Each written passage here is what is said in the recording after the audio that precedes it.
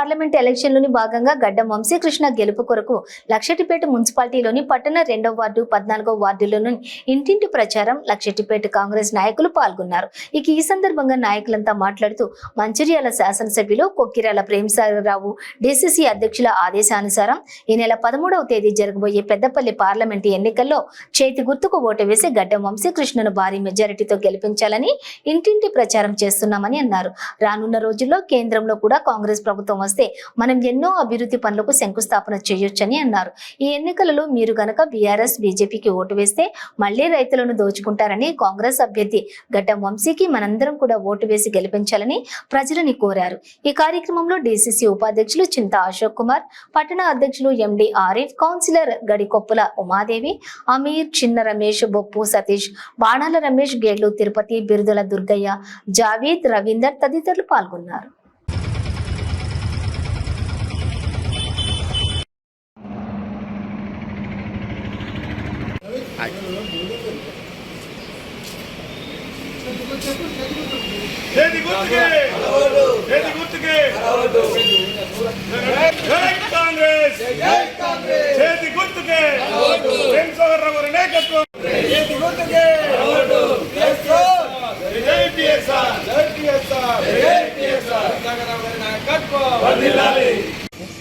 Lakshmipeta municipality పరిధిలోని 14 వార్డులో ఏదైతే మన పెద్దలు ప్రేమసాగరరావు గారి యొక్క ఆదేశానుసారము ఇవాళ గడ్డం వంశీకి మద్దతుగా ప్రచారం చేయడం జరుగుతుంది.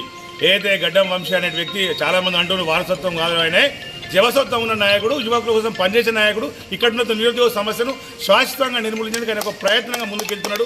పెద్దలు ప్రేమసాగరరావు గారు ఆయన నాయకత్వంలో బ్రహ్మాండమైన మెజార్టీతోటి మే 11 జరిగేటువంటి ఎలక్షన్లో అందరూ కూడా చేతి గుర్తు ఓటేసి కాంగ్రెస్ పార్టీని ఆశీర్వదించాలని తెలియజేస్తున్నాం. జై కాంగ్రెస్.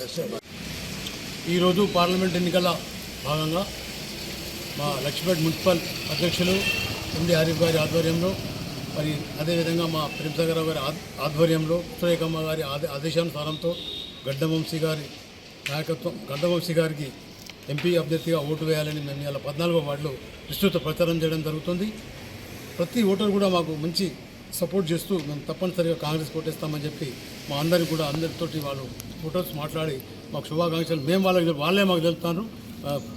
గవర్నమెంట్ 10 ఏళ్ల వరకు మేము బాగా ప్రాబ్లంలో ఉన్నాం. ఇప్పుడన్నా కనీసం సెంట్రల్లో వస్తే సెంట్రల్ ఫండ్స్, స్టేట్ ఫండ్స్ రెండు కలిపి కూడా మరి రాష్ట్రం డెవలప్ అవుతుందని చెప్పి మేము ఆకాంక్షిస్తూ ఈ యొక్క జై హింద్, జై పిఎస్ఆర్.